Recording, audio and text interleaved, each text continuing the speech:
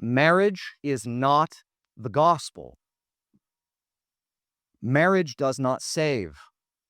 Whether you have it, whether you lost it, whether you want it, whether you miss it, whether you don't mind it, the institution of marriage does not constitute the good news of Jesus.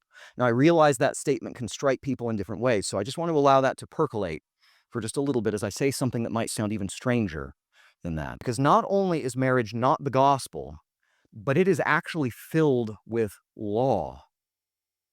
And here as Lutherans, we have a pretty good understanding of what the law does. The law convicts. It shows us our sin.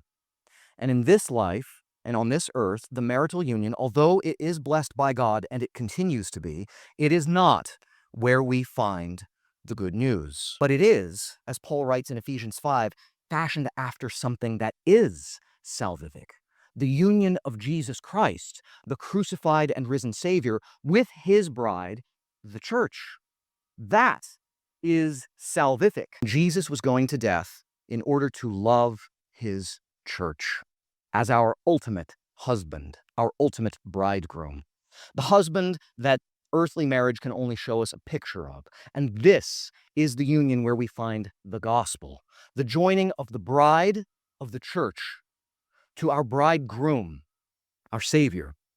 For all who live, live to him, and because of him alone.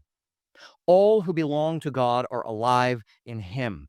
C.S. Lewis once wrote that love is distinct from being in love, and that although the loving relationship of a marriage does not transcend the boundary of death, that this does not at all mean that there is no love after we die.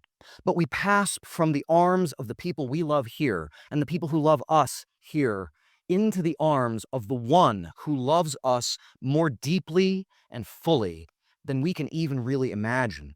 And this love encompasses all the people of God who by faith and trust are carried by him into this new and everlasting life and reality. So it's not like we somehow lose something. Even if a marriage was the happiest one that all of the history books that were ever written could somehow account for, our bridegroom, Jesus, is the fulfillment of every picture that marriage in this life could be of unity and union that we could even want.